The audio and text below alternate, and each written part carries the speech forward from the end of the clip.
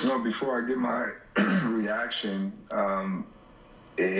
kudos to Aaron Rodgers. Obviously, we know LeBron stands and he's always been outspoken, but kudos to Aaron Rodgers because this is a topic that is uncomfortable. This is a topic that not everyone feels like they should have a say or should say anything. So kudos for him for actually saying something and supporting what we're talking about, the actual cause. Now to my response. My response was like, wow. And two words come to mind: callous and selfish. Period.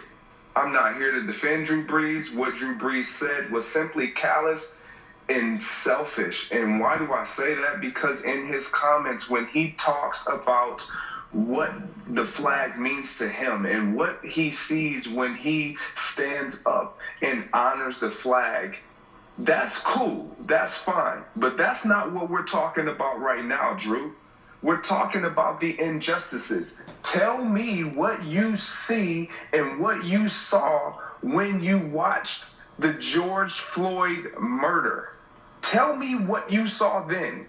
Tell me, did you see your grandfather fighting for that man? Because that's what essentially what was taking place. What you see, and you're telling me you saw your grandfather fighting for all of our freedom, for all of our justice, and that's not happening. That's the frustration.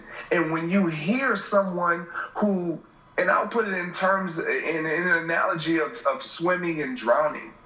Like, here it is, you have Drew Brees standing on dry land, and I am drowning. You see me in the water. I'm drowning. This is not the time for me to be asked, well, can you get out? No, I can't. Not right now, I can't.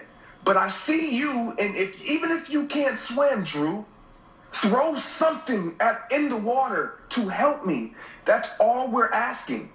I just need your cognitive empathy. I don't need the compassion, the emotional, just cognitive. Just try to understand my plight, period. That's all anyone can ask of someone who is not understanding fully of what the plight is of the black community and the black man specifically. Drew, you gotta do better. And the timing and the insensitiveness that you've shown, it tells me all I need to know. What direction you're headed.